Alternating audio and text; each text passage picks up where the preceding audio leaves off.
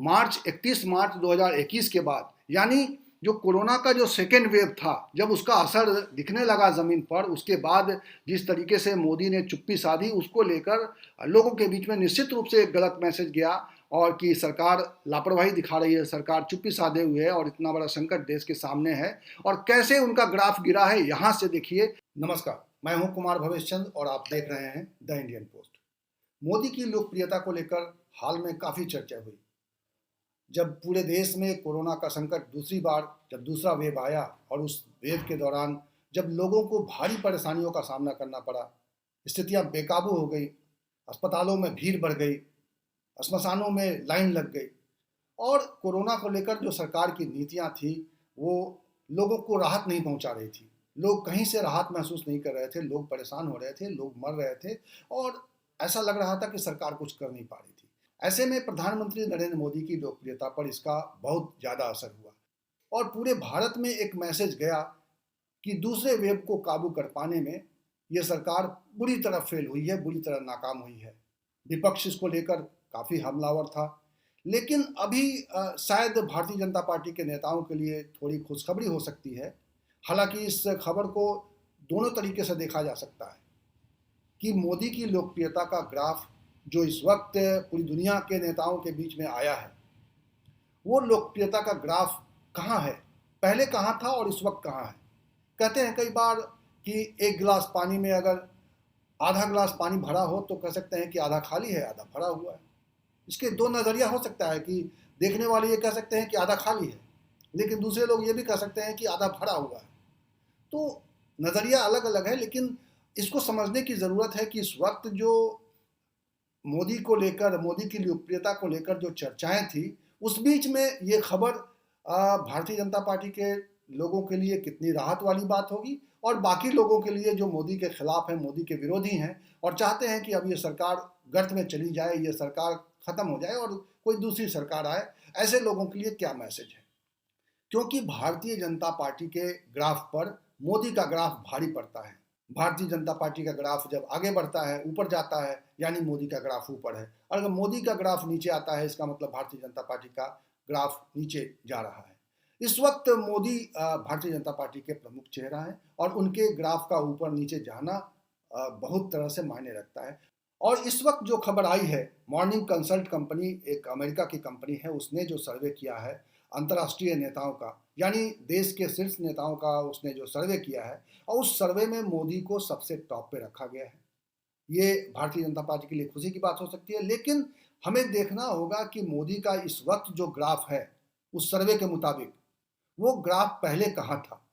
और अगर देखा जाए तो मोदी के उस ग्राफ में गिरावट आई है। इस वक्त जो सर्वे आया है उसमें मोदी 66% के साथ, यानी 66% के साथ दुनिया के टॉप लीडर्स में सबसे ऊपर है। दुनिया के वो टॉप लीडर्स कौन है? दुनिया के टॉप लीडर्स हैं जिसमें मोदी सबसे ऊपर है। उसके बाद है मारियो ड्राघी जो इटली की प्रधानमंत्री हैं। उसके बाद है मैक्सिको के नेता हैं लोपेज अब्राडोर। स्कॉट मॉरिसन ऑस्ट्रेलिया के हैं, तीसरे नंबर पे हैं 54% के साथ।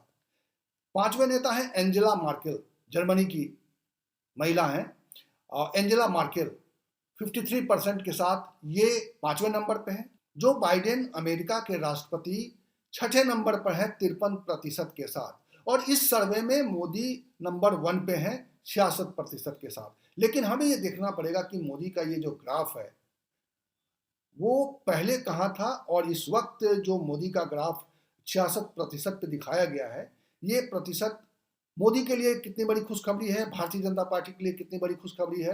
क्योंकि पिछले कुछ समय से अगर देखा जाए तो प्रधानमंत्री नरेंद्र मोदी का ग्राफ जो नीचे आया है वो लगातार नीचे बना हुआ है। 80% से ऊपर ये उनके प्रति जो समर्थन रखते हैं ऐसे लोगों की संख्या वो 80% से ऊपर नहीं चढ़ पा रही है, ऊपर नहीं बढ़ पा रही है।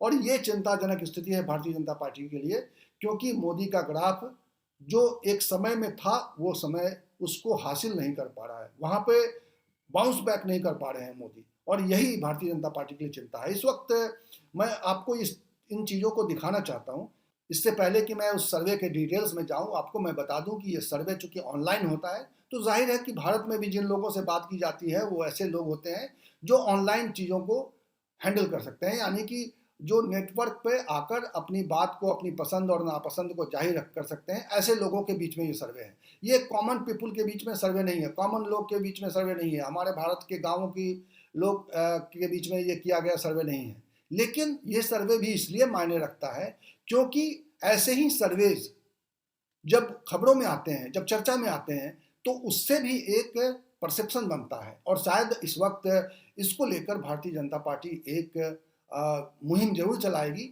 और वो ये कोशिश करेगी कि दिखाया जाए कि मोदी देखिए सर्वश्रेष्ठ नेता हैं, अभी भी नेता हैं, अभी भी दुनिया में जो शीर्ष नेता हैं उनमें सबसे ऊपर हैं। ये ऐसा दिखाने की कोशिश की जाएगी, और वो कर सकते हैं क्योंकि फिगर्स ऐसे ही हैं।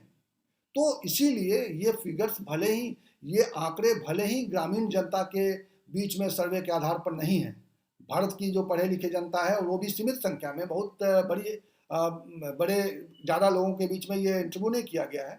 कंपनी ने दावा किया है कि ये सर्वे जो उसके नतीजे हैं वो 10 करोड़ लोगों के बीच में किए गए सर्वे के आधार पर हैं, लेकिन 10 करोड़ भारतीय नहीं हैं, ये पूरी दुनिया में सर्वे करते हैं जिसमें भारत भी शामिल है।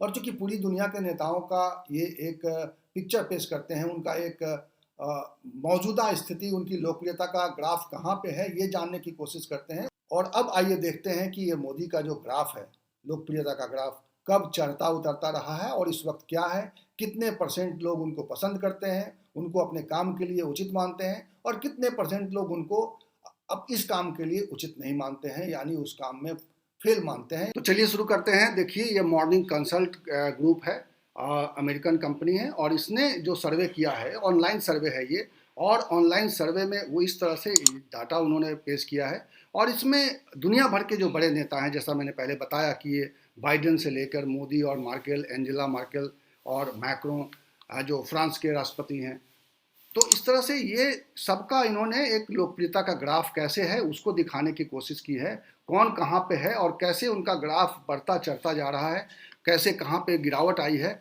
ये इन्होंने जो फिगर्स पेश किए हैं अभी इस वक्त जो स्क्रीन पर है आपके, ये 1 जनवरी 2020, यानी 1 जनवरी 2020 को क्या फिगर था, मोदी के कितने प्रशंसक थे, कितने विरोधी थे, ये पेश कर रहे हैं। और उसके बाद ये इन्होंने हाल तक के, यानी कि ये जून तक के आंकड़े इन्होंने पेश किए हैं। और मैं आपको ले चलता हूं मोदी के पेज पर, जहां पे उन्होंने मोदी के बारे में जो उनकी लोकप्रियता बढ़ती रही है, घटती रही है, कैसे उसको डिपिक्ट किया है, कैसे उसको दिखाया है, उसको देखने और समझने की ज़रूरत है।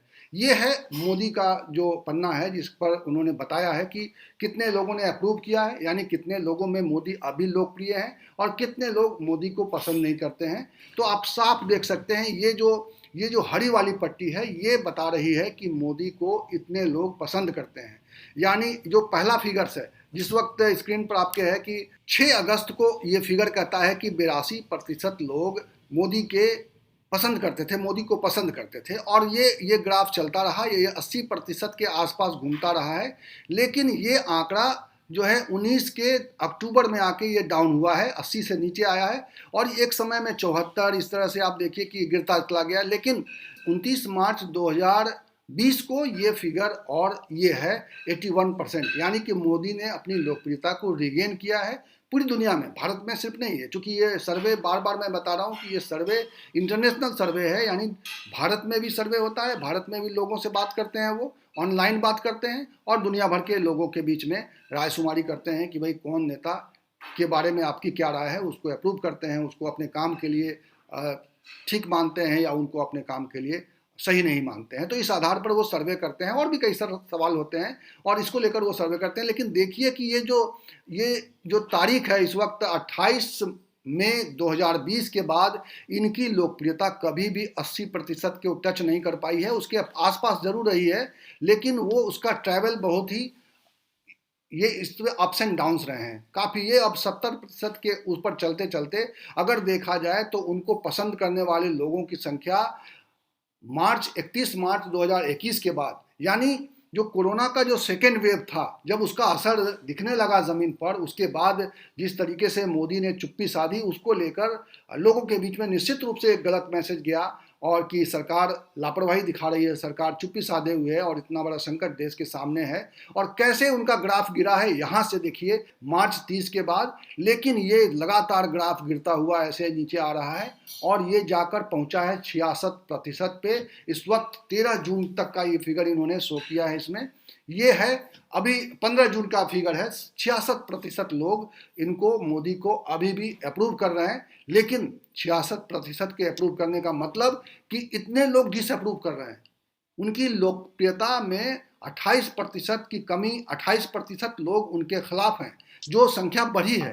पहले यानी कम लोग मोदी को नापसंद करते थे। अगर देखा जाए तो ये तारीख मैं अगर दिखाऊं आपको, 31 मार्च 2021 को उनको 20% लोग नापसंद करते थे, जिसकी संख्या बढ़ते बढ़ते 23, 25, 28, 32 करते करते इस वक्त जो है 28% पर आकर टिक गई है। तो ये है मोदी की लोकप्रियता का ग्राफ, जो एक इंटरनेशनल सर्वे में सामने आया है।